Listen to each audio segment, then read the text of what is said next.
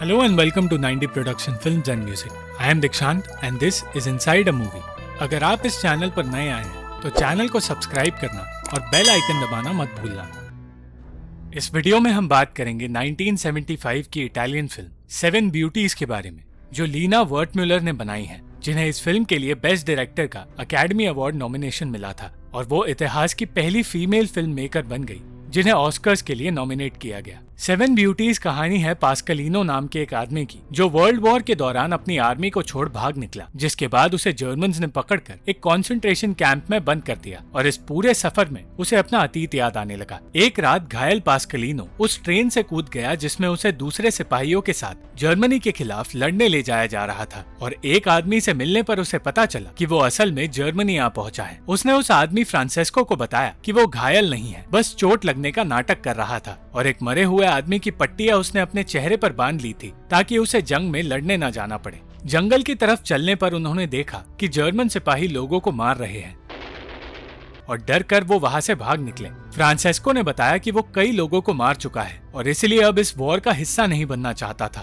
Francesco की बात सुनकर पास्कलिनो ने कहा कि उसने भी वॉर से पहले किसी को मारा है, मगर सिर्फ एक औरत के लिए। वो औरत थी पास्कलिनो की बहन कॉन्चेटीना, जिसका उसकी बदसूरती के लिए मजाक उड़ाया जाता था। पास्कलिनो को पता चला था कि एक आदमी शादी का वादा करके कॉन्चेटीना से प्रोस्टिट्यूशन करवा रहा है और इसलिए वो अपनी बहन से नाराज था और उसने उससे कहा कि अपने परिवार की इज्जत बचाने के लिए वो उस आदमी का खून कर सकता है। कॉन्चेटीना के अलावा उसके घर में और 6 बहनें और उसकी माँ रहती है और उसी घर में उसने कई औरतों को नौकरी दे रखी है जिनसे वो फ्लर्ट भी करता है। पास्कलिनो अपने शहर की हर लड़की और औरतों में मशहूर था और हर कोई उसे पसंद करता था और क्योंकि हर लड़की उससे अट्रैक्ट होती थी, उसे पास्कलिनो सेवन ब्यूटीज का नाम दिया गया था और लोग ये सोचते थे कि उसके पास हूर परियां रहती हैं। उसे एक खूबसूरत लड़की कैरोलिना पसंद थी जिससे उसने शादी करने का वादा किया, ये कहकर कि उसे इंतजार करना होगा। एक दिन उसे एक आदमी ने बताया कि अब भी उसकी बहन से प्रोस्टिट्यूशन करवाया जा रहा है और गुस्से में वो कॉन्चेटीना के पास चला गया। उसे पीटकर वो उससे उस आदमी तोतोनो का पता पूछने लगा जो कॉन्चेटीना से ये काम करवा रहा था और फिर तोतोनो उसके सामने आ गया। पास्कलिनो ने तोतोनो से कहा कि उसे उसकी बहन से शादी करनी होगी, पर तोतोनो ने उसकी बात नहीं मानी और उसे पीटकर कचरे के बीच वही छोड़ गया। होश में आते ही वो गुस्से में तोतोनो के घर चला गया और उसे धमकाने लगा और गलती से उसके हाथों गोली चली और तोतोनो की मौत हो गई। प्रेजेंट में छिपते छिपाते पास्कलिनो एक जर्मन औरत के घर पहुंचा जहां उसे वो गाते हुए दिखाई दी और मौके का फायदा उठाकर वो उसके किचन में घुस गया जहां उस औरत की माँ बैठी हुई थी। उसने उस बूढ़ी औरत से माफी मांगकर किचन से सारे खाने पीने की चीजें चुरा ली और वहां से भाग निकला और अपने नए साथी फ्रांसेस्को के साथ वो खाने लगा।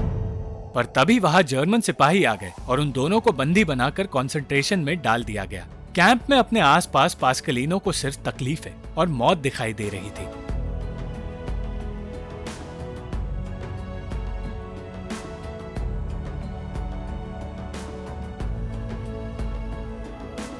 और वो उस कैंप में जिंदा रहने की कोशिश करने लगा। फ्रांसेस्को के अलावा उस कैंप में पास्कलिनो के साथ एक आजादी के लिए लड़ने वाला आदमी पेड्रो भी था, जिसने हर फासिस्ट लीडर को मारने की कोशिश की पर आज तक ऐसा कर नहीं पाया।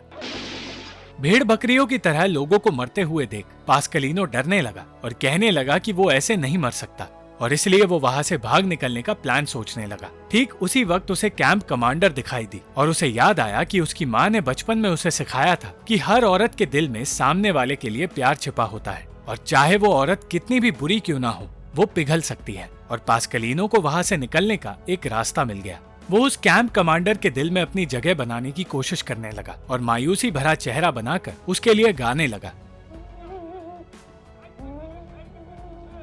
फ्रांसेस्को जानता था कि उसका ये प्लान खतरनाक है, पर पास्कलिनो ने उसे समझाया कि चाहे वो कितना ही बदसूरत क्यों ना हो, आज तक ऐसी कोई औरत नहीं पैदा हुई जो उससे अट्रैक्ट नहीं हुई है और वो कमांडर भी एक औरत ही है। उसकी इन बातों को सुनकर पेड्रो हंसने लगा और उन्हें बताने लगा कि दुनिया कितनी बर्बाद हो चुकी है और उनका यहाँ से निकलने के बारे में सोचना भी पागलपन है। पेड्रो की बातें सुनकर पास्कलिनो को वो वक्त याद आया जब उसकी जिंदगी बर्बाद हुई थी और जब उसने अपने बॉस डॉन राफेल से मदद मांगी थी, उन्होंने उसे तब सलाह दी थी कि वो टोटोनो की बॉडी को ठिकाने लगा दे और सब कुछ भूल जाए।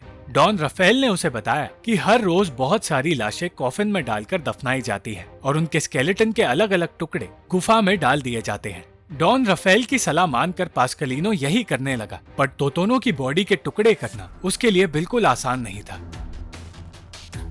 पूरी रात लाश के टुकड़े कर अलग अलग बैग्स में भरने के बाद वो वहाँ से अगली सुबह निकला, पर रास्ते में एक अंधे आदमी के कुत्ते के रूप में उसके सामने रुकावट आ गई। किसी तरह बचकर वो स्टेशन तक पहुंचा और लोगों की नजर से बचाकर उसने वो बैग्स अलग अलग शहरों में भिजवा दिए। उसे लगा कि अब वो आजाद हो चुका है, पर कॉन्चेटीना अगले ही दिन पुलिस लेकर घर आ गई और वो पुलिस से बचकर भागने की कोशिश करने लगा। पास्कलिनो पुलिस से कहने लगा कि वो पास्कलिनो 7 ब्यूटीज को कभी पकड़ नहीं पाएंगे, और ये कहते ही वो पकड़ा गया। पास्कलिनो हर वक्त सिर्फ उस कमांडर को अपनी तरफ अट्रैक्ट करने की कोशिश कर रहा था और ऐसा करने के लिए वो उससे अकेले में मिलने गया। उसकी कोशिश उसके लिए एक बहुत बड़ी गलती साबित हुई।